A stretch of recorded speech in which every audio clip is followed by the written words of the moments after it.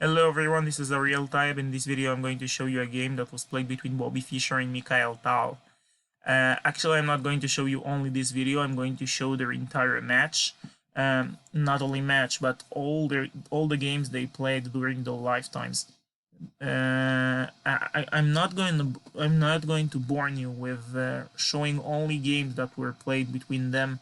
I'm going to show you so many different games in this channel, but from time to time I will show every single one of the games that they play against each other until we will finish the match, and in general all the games they played.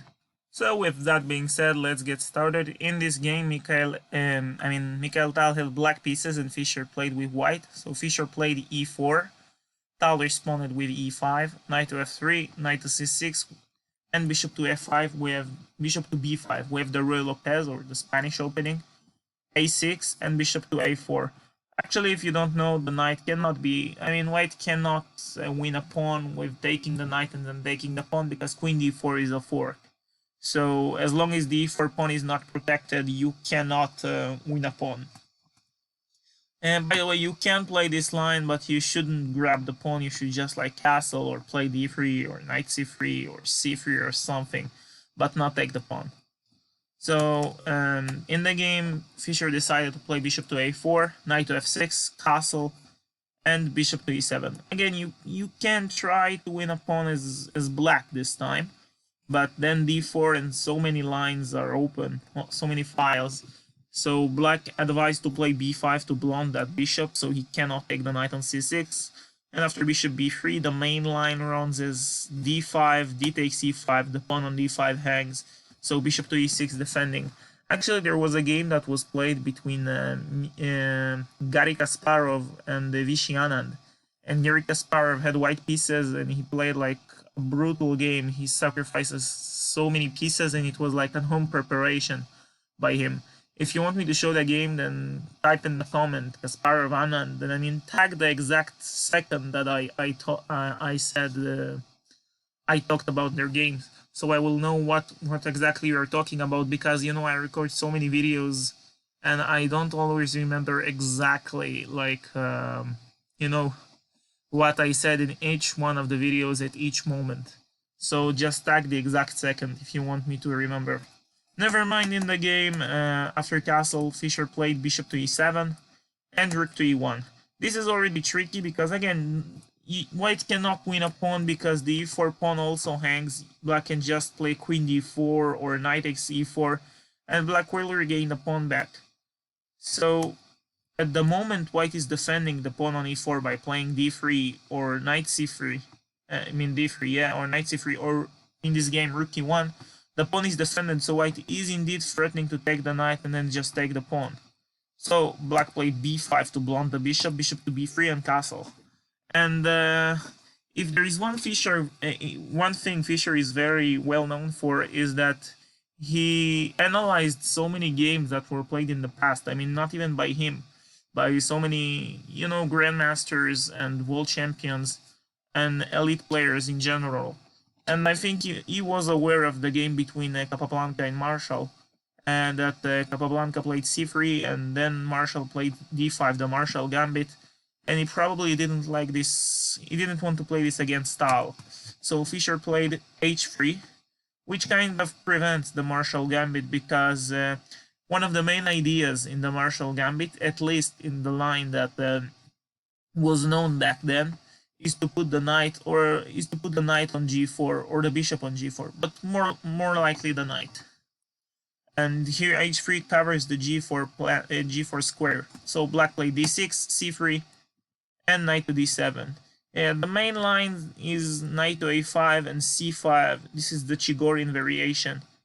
The other line is actually knight to b8, and after d4, maneuvering the knight to d7. And as I have highlighted here by the arrows, black has this very general plan of bishop to b7, rook e8, bishop f8, and in some point he wants to play d5. But again, Tal played a very offbeat line. He played knight to d7, d4, and knight b6. This line was never really popular, not back then and not today. Nevertheless, Fischer played d takes e5, knight takes e5. He traded the knights, and played queen h5. And actually, when I looked at this position in the Mega database, I mean, I'm not sure if it's Mega, but in my database at least, I found that this position, like, it's not the only time Fischer had this position. In his entire lifetime, Fischer had this position 4 times. One of them is against Mikhail Tal, the game that we're analyzing now, and like 3 other games. And for some reason, Fischer always played queen h5. All the games I found, he played queen h5, and he didn't have like an amazing score. He had like, except from this game we're watching now, he had 3 games. He won 1 game, he drew 1, and he lost 1. So he didn't like have like an amazing score, but he still kept playing it with queen h5. Alright, he's attacking the pawn on e5, queen d6, knight to d2, bishop to e6, offering a trade of white square bishops, knight to f3 attacking the pawn on e5. First he trades, and then knight to d7 defending the pawn on e5, b4 trying to fix the pawn on a6, rook from f to d8, bishop to g5 trying to offer Tal a trade of bishops. Tal was not interested, he played f6, bishop to e3, and queen to e6, moving the queen away from the d file so the rook can't get a tempo on the queen. Nevertheless, Fischer still played rook from e to d1, c5 by Tal, undermining white's pawn chain. Knight to h4, trying to get into the f5 square, bishop to f8, knight to f5 and g6. Seems like a fork, but Fischer had an idea, queen to g4, he pins the pawn on g6. So king f7, knight to h6 check, bishop takes, and now queen takes on e6. In between move, and then taking the bishop on h6. So c takes on b4, c takes on b4, and rook to c8. Yeah, actually you might be wondering, like, why not g5 trying to trap the bishop on h6? Well, the answer is kind of simple. There is no time to take the bishop. White can simply play here rook to d5. And it's like, well, how exactly are you going to take the bishop? Because if you're going to move the knight, well, if you go to f8, White can simply take the knight if he wants to. But if you go, for example, to b8, the rook on d8 hangs. But if you go to b6, then simply rook takes, and rook takes. And the knight is pinned and he's hanging. There is no back rank issues because remember, White played h3 earlier. And if White goes rook to b8, then simply bishop to f8 and maneuvering the bishop to c5. And if the rook decides to take, well, I think Black is losing because he's going to lose like the b pawn, and White has two extra b pawns, and like Black can't really trap the bishop. The same goes for rook to d6 because still bishop to f8. So it's kind of hard. If Black's trying to get closer with his king to the bishop, then simply doubling up the rooks. And if Black plays rook a7 trying to defend, then White can simply wait. I mean, White can go like h4 if he wants to, but I mean, simply waiting. Black really can't take the bishop because there is always bishop f8. The knight is pinned, and if the rook takes, then simply rook takes. And Black didn't gain anything. Of course, White might have other lines, but I just wanted to show you that the bishop is not trapped. So Tal didn't bother trying to take it. So rook to c8, bishop to e3, rook to c4, rook to d2. And Fischer's idea was to double up and also not only to attack the knight, but trying also to give a check on d6. So knight to f8. Yeah, what other line I entered here? Yeah, if rook to d8, there is simply bishop to b6 attacking the rook, and the rook hangs after the knight takes. So Black played knight f8, check, rook to b6, and Fischer kind of infiltrates the 6th rank.